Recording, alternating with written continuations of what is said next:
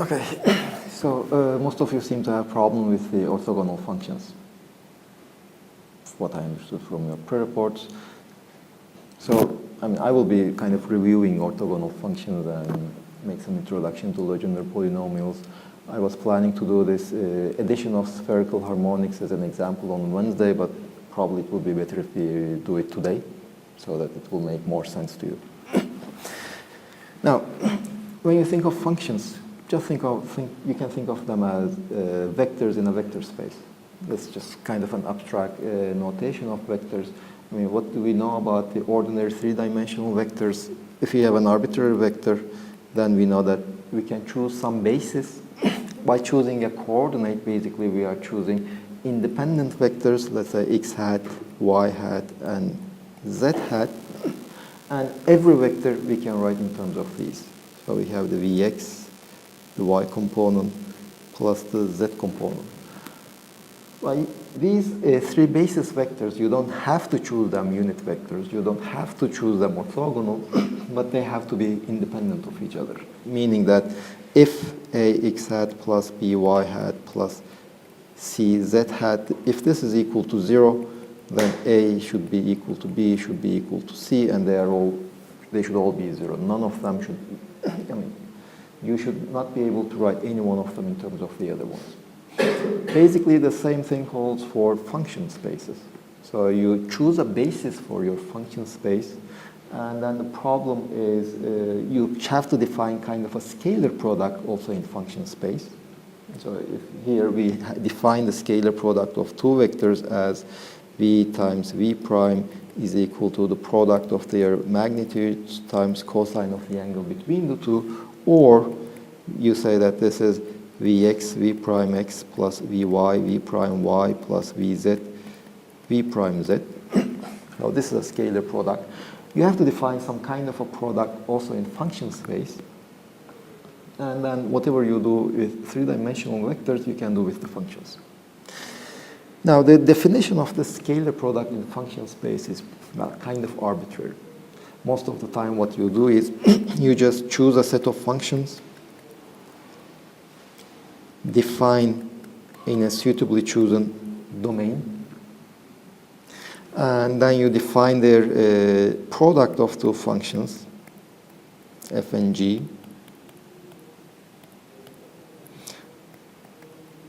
This is their scalar product. You define it in terms of an integral of d of x. If you allow them to be complex, then you also take the complex conjugate of one, multiply with the other one. You can add a kind of what's called a weight function. And this is how you define the scalar product in general, and well, you are kind of set. Let's do an example. For example, polynomials.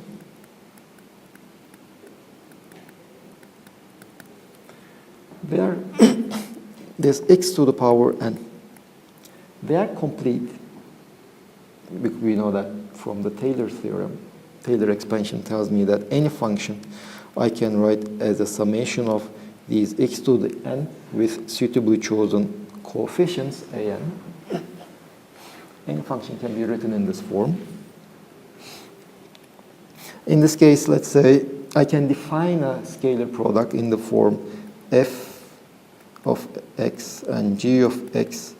Their scalar product, let's just define it in this form, sum over an star bn, where f of x is sum over an x to the power n, and g of x is equal to sum over n bn x to the power n.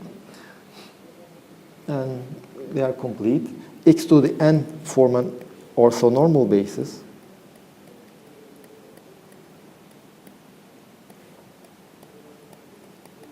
They form an orthonormal basis, and kind of we are done. We have a vector space formed by these polynomials.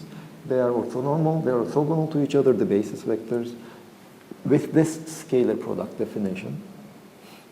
And this is an example. Let's do another example.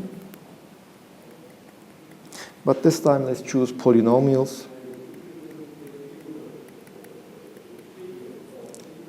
Defined in the interval x between -1 and 1. Not every polynomial, not all real axes, but only along this range. We want to find polynomials defined in this range, and we will define their inner product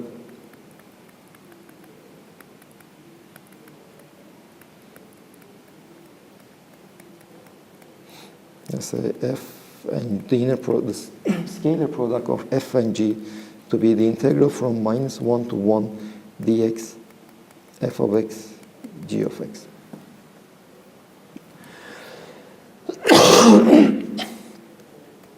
Now let's find a basis, an orthonormal basis.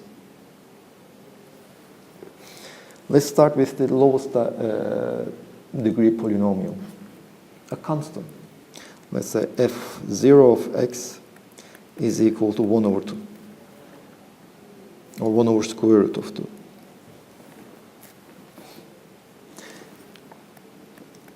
Its magnitude, defined using the scalar product, is just from -1 to 1 dx of 1 over 2, which is 1. Now that's fine. That's nice. It's normalized properly. Now let's look at the other one, f1 of x. Well, the next degree polynomial will be linear. Let's say a of x. Now let's see if this is if this is orthogonal to f0. Well, f0 inner product with f1 will be from -1 to 1 dx 1 over square root of 2 a of x. No? Is it? Yeah, it is 0. So it is orthogonal. That's also nice. Let's look at its magnitude from -1 to 1 dx of a squared x squared, which is twice a squared over 3. So if we want this to be 1, we see that a should be equal to square root of 3 over 2. So now we have our second vector in our basis.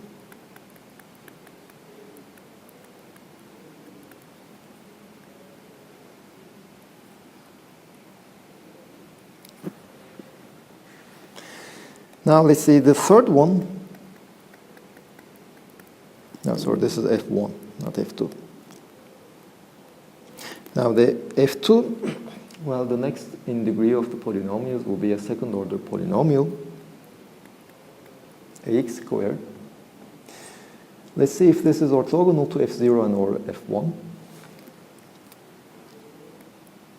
dx ax squared 1 over the square root of 2, this is f2, f0, from -1 to 1. Well, this is not 0.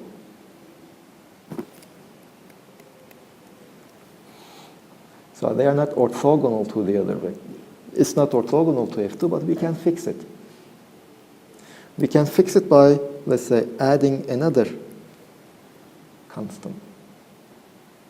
Basically, since it is not orthogonal to f2, we are subtracting the component along f2. f2 is just a constant, so its magnitude along f2 is, we don't know. But let's just name it b. We have to determine b and a, so that it will be normalized, it will be orthogonal. Now let me also check f2 with f1. -1 to 1 dx ax squared plus b square root of 3 over 2x. Well, the integrand is an odd function, the interval is even, so this is automatically 0, whatever a and b are.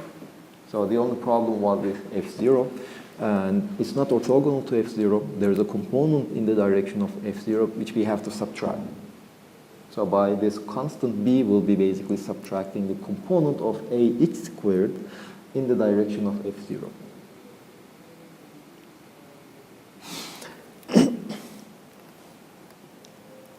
Well, let's see. F2, F0. Now let us first go along this component interpretation. Now we have this ax squared, the first term. We said that it is not orthogonal to F0. So we have to calculate the component in the direction of F0 and subtract it to get a function that is orthogonal to F0. So this is the scalar product of ax squared with F0. This is the component in the direction of F0. This integral is equal to 1 over square root of 2a times 2/3.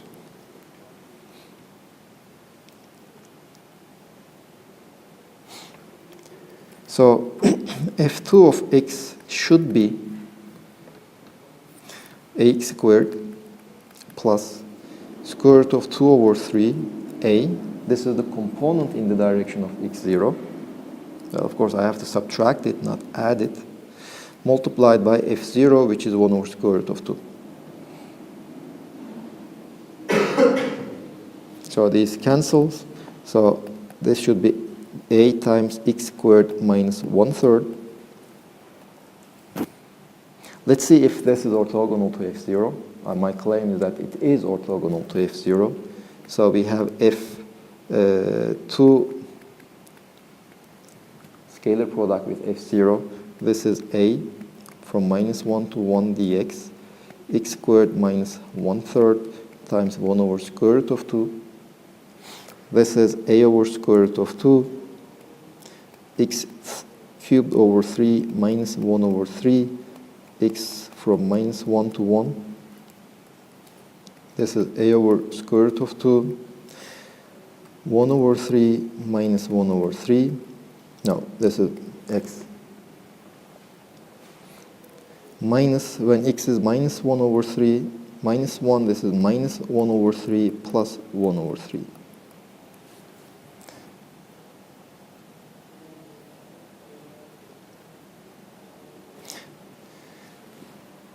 So you see they are equal. So this is 0. It is orthogonal to f0. So we now have our f2 of x, which is we have to determine a also. That is the last thing that remains.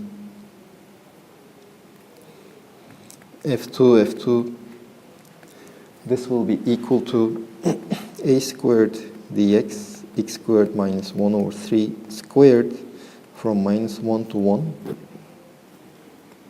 This is a squared from minus 1 to 1 dx, x to the 4 minus 2/3 x squared plus 1 over 9. This is equal to twice a squared 1 over 5 minus 2 over 9 plus 1 over 9.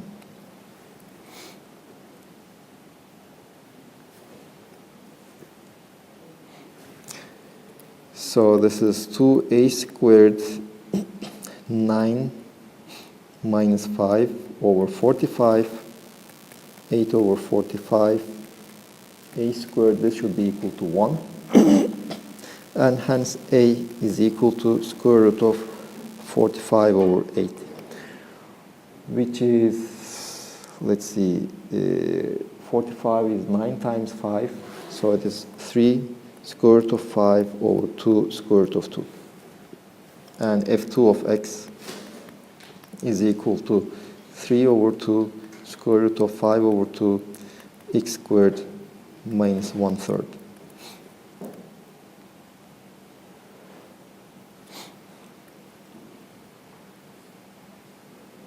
And you can just continue like this. f3 of x will be, let's say, ax cubed, a third degree polynomial, minus, well, it might be orthogonal to, it might not be orthogonal to f2, so we should subtract the component along f2. We should subtract the component along f1, and we should subtract the component along f0. Well, these functions, these polynomials, if you had noticed, f0 is even under x goes to minus x. f1 is odd under x going to minus x. f2 is even. f3 will be odd. And the scalar product of an odd function and an even function with this definition of the scalar product, if f or g, one is odd, the other one is even, the integrand is an odd function. We are integrating over an even interval, so it will be 0. f3 would be an even function, or ax cubed is odd. So it's scalar product with even functions, they are 0. So f3 of x will have this form.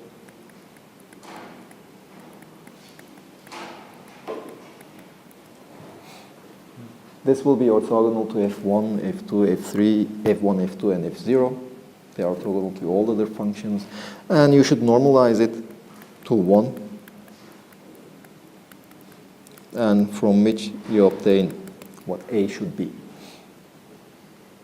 So now we have, but in this method, well, this method, by the way, just choosing some vector and subtracting the components along other directions is, you should be familiar with the Gram-Schmidt orthogonalization.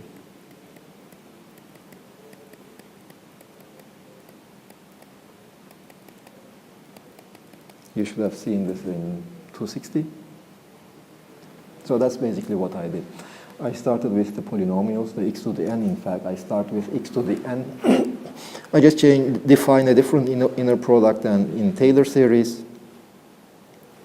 I define the inner product through this integral over here. And what I obtain is a series is a basis, let's say an orthonormal basis for in terms of polynomials. And from Taylor's theorem, I already know that polynomials are complete. So any function f of x defined in the interval -1 and 1, I can write it as a summation over all these functions and from 0 to infinity. Now the only thing remains is how do I determine these expansion coefficients. In the Taylor expansion, you just have to take the derivatives and evaluate the derivatives at a given point. But here you don't need to take the derivatives. It's enough to use the orthogonality property. You see fn m, let's calculate its inner product with this f. The inner product, I mean, I didn't really discuss why we define such an inner product. Is it completely arbitrary, our definition of the inner product? For the polynomials, I talked about two different inner products, one in this form, the other one in this form. They are completely different inner products. They give completely different orthonormal bases. Is it so arbitrary? How do we choose the inner product? Well, the choice of the inner product is kind of arbitrary, but there are a couple of properties it has to satisfy. One is the linearity. So if you have the inner product of a sum, it is the sum of the inner products. And this inner product is orthogonal, Kronecker delta and m. So in this summation, only the am survives. You are also familiar with Fourier series, as far as I know, right? Now, Fourier series is another kind of orthonormal function, the sines and cosine. Let's say periodic functions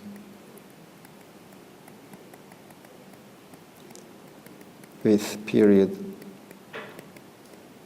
Yeah. Now, in this case, you define the scalar product as the integral from 0 to L dx f of x g of x. So this is how you define it. So sine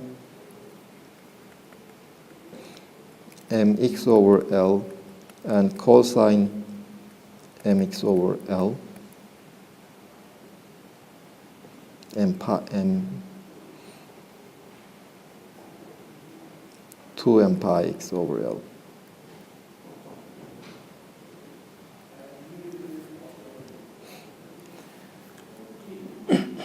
this is a suitable basis, not normalized in this form, but they are orthogonal to each other. So this is just another example of orthonormal complete basis for functions periodic with a period L.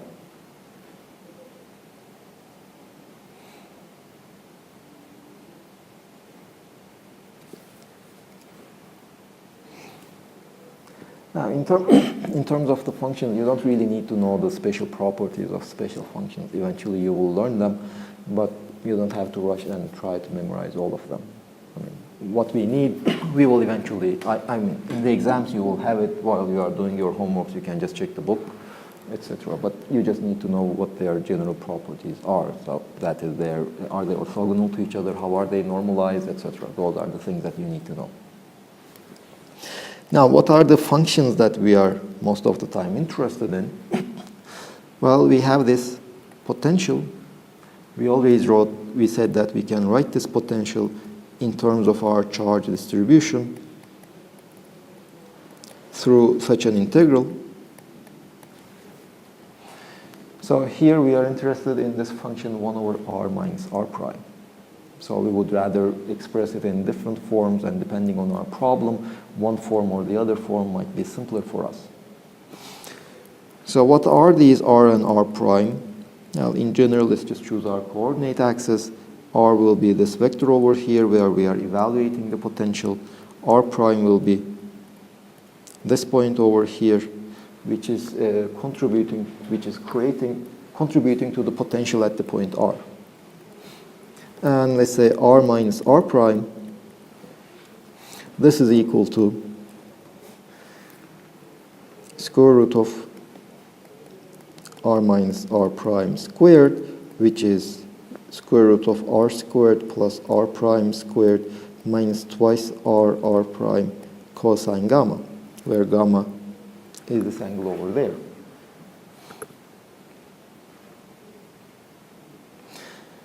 Now, just for notation, I will use this notation r larger than. This is equal to the maximum of r and r prime, and r smaller, which is the minimum of r and r prime, just for notation. Later on, it will simplify our expressions. So in this form, with this definition, 1 over r minus r prime, this is equal to 1 over r larger squared plus r smaller squared minus twice r larger, r smaller cosine gamma, which we can write as, let's say, 1 over r larger squared, 1 plus x squared minus twice x cosine gamma to the power minus 1/2, where x is equal to r smaller divided by r larger, which is always less than or equal to 1. That is something we know. Now we can do the Taylor expansion. 1 over r minus r prime. Let me also make one more definition. Z is equal to cosine gamma. This is equal to, no, there is no square over here. 1 over r larger, 1 plus x squared minus 2x times z to the power minus 1/2. Now, this is a function of z. It's a function of x also, but I'm more interested in the function of z. And z takes values between minus 1 and 1.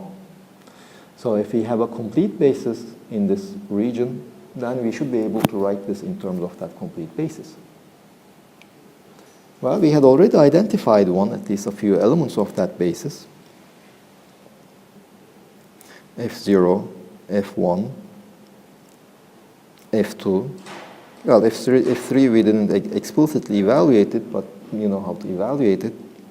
We should be able to write this in terms of those functions. Let's see. So this is equal to 1 over r large. Now the Taylor expansion, if you remember it, 1 plus x to the power n, this is equal to 1 plus n times x plus n times n minus 1 x squared over 2 factorial plus n times n minus 1 times n minus 2 over times x squared over 3 factorial, etc. This is the Taylor's, the binomial expansion. Now let's use it over here. This is, all of this thing is less than 1. X is less than 1, z is less than 1. So we can just use the binomial expansion. And the binomial expansion will just tell me that this is 1 plus minus 1 over 2, x squared minus 2xz, plus minus 1 over 2 times minus 1 over 3, x squared minus 2xz squared over 2 factorial, plus, let's say, terms that contain the x cubed. You see, the first term is, this is, the lowest power of x is 1. In the second term, the lowest power of x is 2. And in the next term, the lowest power of x will be 3. So there are all those terms. This is equal to 1 over r large.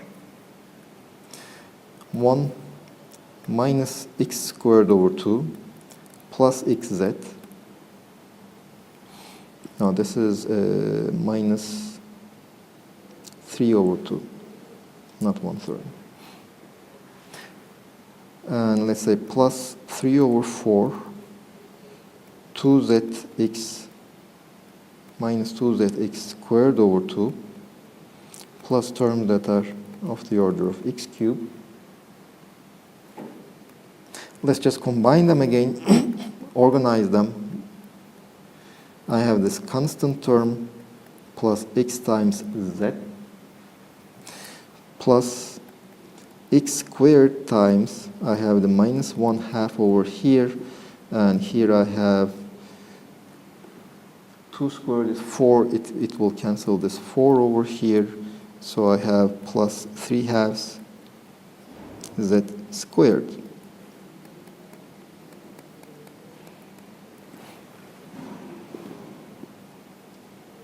Or 1 over r large, 1 plus xz plus x squared 3/2 z squared minus 1/3, plus terms of the order of x cubed.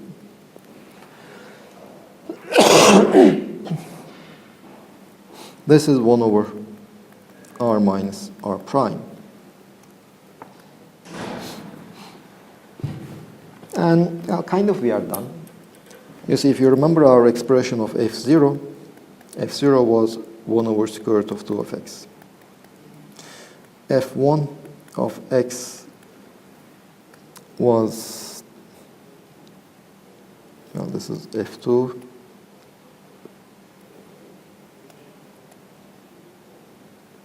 f1 is square root of 3 over 2x.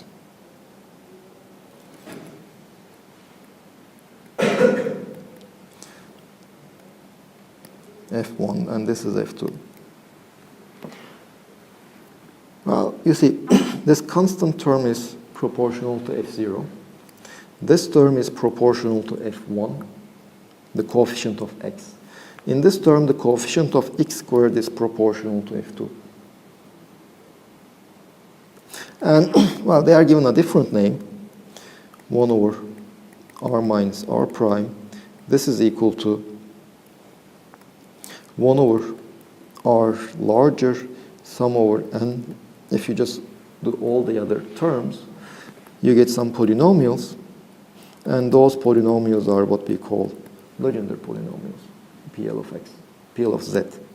And if we just put in the numbers, these are put in the definitions that we had, n equals 0 to infinity, r smaller to the power n divided by r larger to the power n plus 1, Pn of cosine gamma.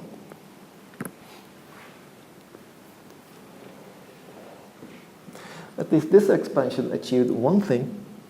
It separated the radial component from the angular components. You see, if you go back to our expression over here,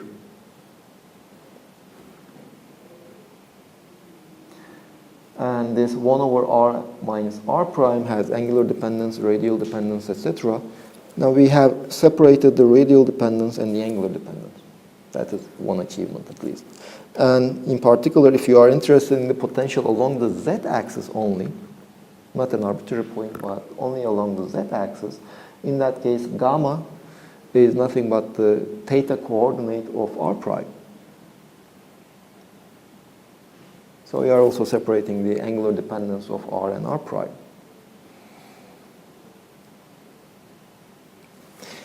But this is, let's say, for us, not good enough, because still in cosine gamma, you see how we define, if you remember how we define cosine gamma, r scalar product with r prime, this is equal to r times r prime times cosine gamma.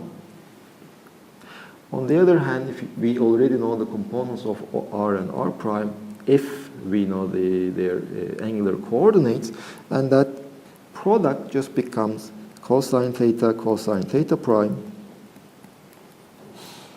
plus sine theta cosine phi sine theta prime cosine phi prime plus sine theta prime sine phi prime, or cosine theta prime plus sine theta prime multiplied with cosine phi minus phi prime. Of course, here we have the r times r prime. Or cosine gamma, in terms of the angular coordinates of r and r prime, can be written as cosine theta prime plus sine theta prime times cosine phi minus phi prime.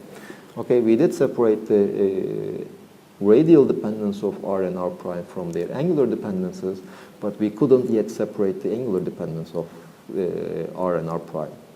So we cannot, with this expression only, except under very special circumstances, we cannot really evaluate our integrals explicitly. So to be able to proceed even further, we have to separate, we have to write this as a sum over expressions which are products of coordinates that depend only on r and times the functions that depend only on the coordinates of r prime. So if we can make such a separation, then when we go back to the expression for the potential, you can explicitly evaluate the cubed r prime, or just make some definition that involve rho of r prime, and it will be just a couple of constants, let's say. Or you can look at it in another way. Phi of r is a function of r theta and phi.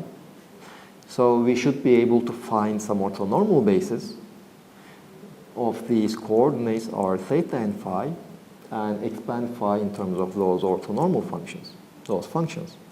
And then we have to also be able to express the coefficients of this expansion in terms of rho. That is what we are aiming at. Now let's go forward and look at the addition of spherical harmonics. Now I didn't yet define what are spherical harmonics. We will eventually do that. But let's let me jump a couple of steps. Yes? How did you jump from epsilon F1 and F2 to the Legendre polynomials? What are Legendre polynomials?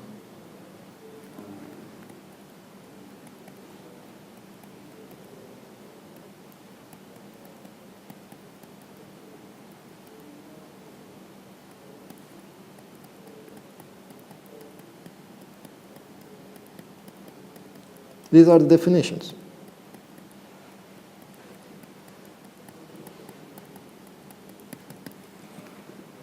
Well, in fact, this 1 over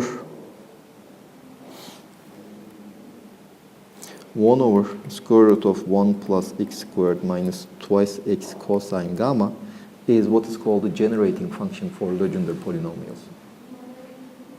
This is, now we know that Legendre we define Legendre polynomials to be polynomials that are complete. So we should be able to write this in terms, well, z.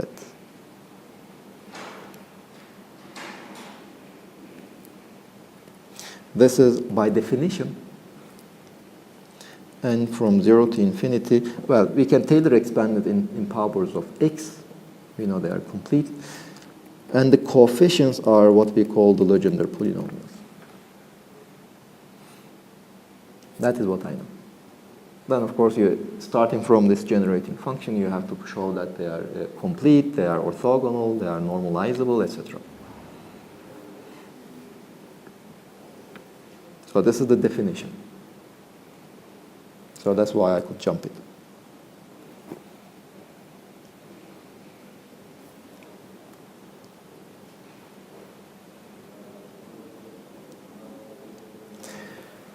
Now, the exercise is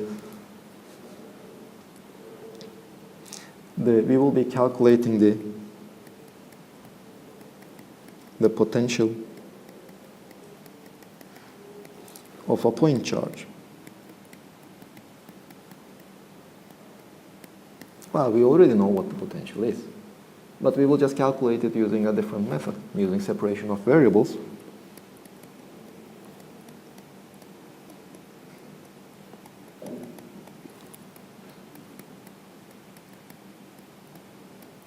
In spherical coordinates.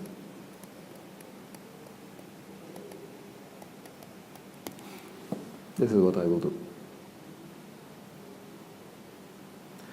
And I already know the expression of the potential is just 1 over r minus r prime. If I also calculate it using this separation of variables in spherical coordinates, and if I get an expression of the same potential, well, I have the uniqueness theorem. Uniqueness theorem tells me that both of these expressions should be equal to each other. They might look different, but they should be exactly equal to each other. And that will be my purpose. Now, I know that the potential of a point charge satisfies this equation.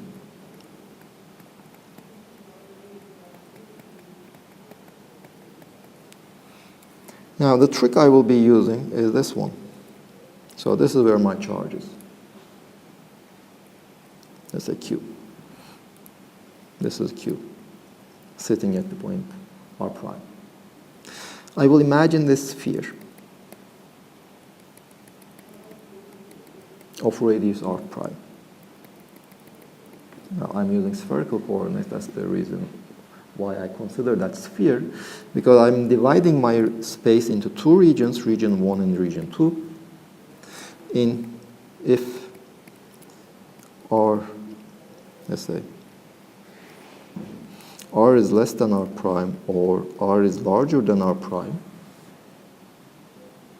I know that Laplacian of phi is equal to 0.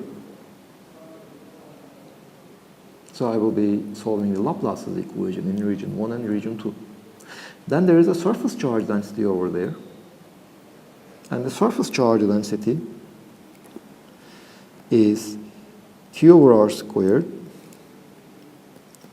phi minus phi prime, cosine theta minus cosine theta prime. I can write my surface charge density in this form. Now let us check if the overall coefficient is correct. Now, to check whether the overall coefficient is correct, sigma times ds, this should be equal to q. Q over r squared, Dirac delta phi minus phi prime, Dirac delta cosine theta minus cosine theta prime. Well, the surface element is r squared d phi d cosine theta. R squareds cancel. And when I integrate phi, Dirac delta gives me just 1. When I integrate over cosine theta, the other Dirac delta gives me 1. So this is equal to q. So check. The overall coefficient normalization is fine.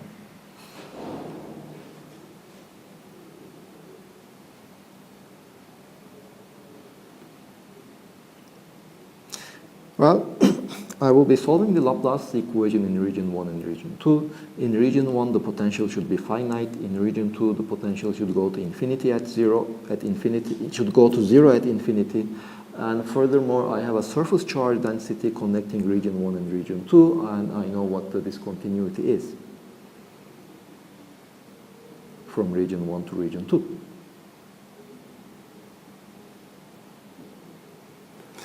And that will be my strategy. Now, let's go for the expression of the Laplacian in spherical coordinates.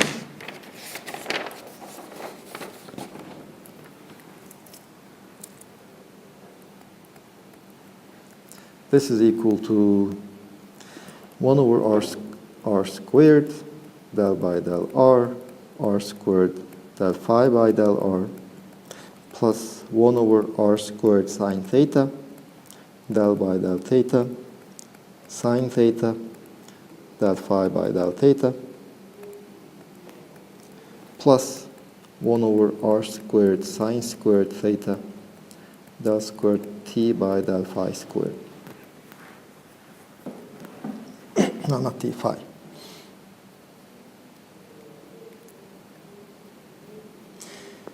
Okay, so let me use the capital Phi for the potential.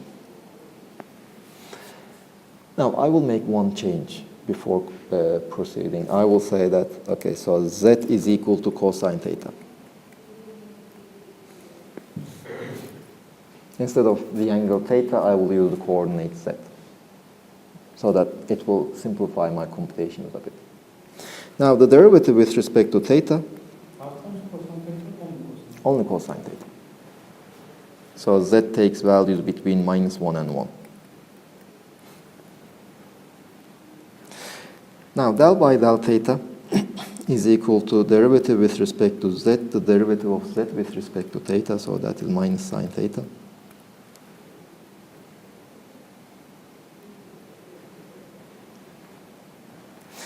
So let's see, I have 1 over sine theta, del by del theta, sine theta, del phi by del theta.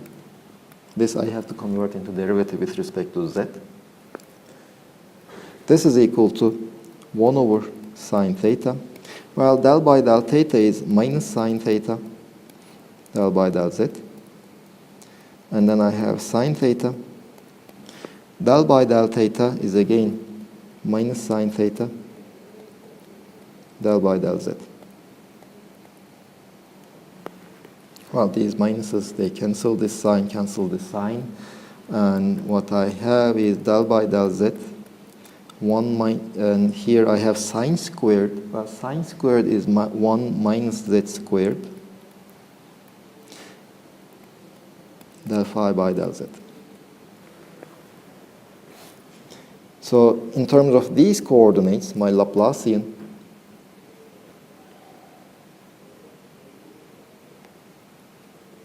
which was this expression over here,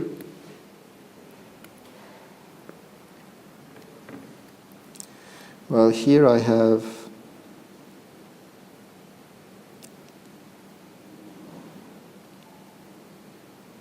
one over r squared del by del z, 1 minus z squared del squared phi by del z.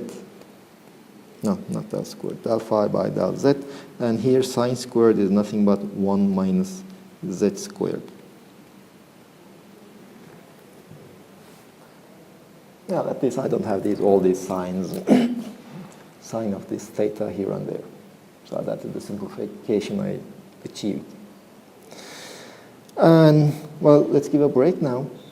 And after the break, I will just assume that phi is in this form, a function that depends only on the radial part, another function that depends only on this phi coordinate, and the third function that depends only on this z, which is cos. This is not the z coordinate, this is cosine theta.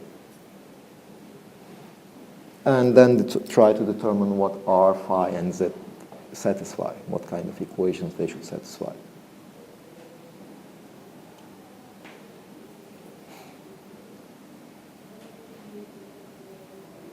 Yes, any questions?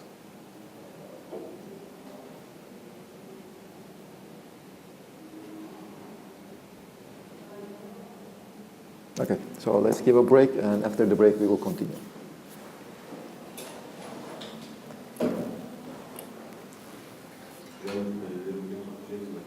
Evet.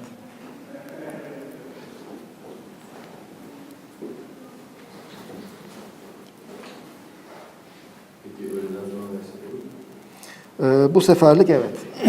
Ama ödevleri derste istiyorum.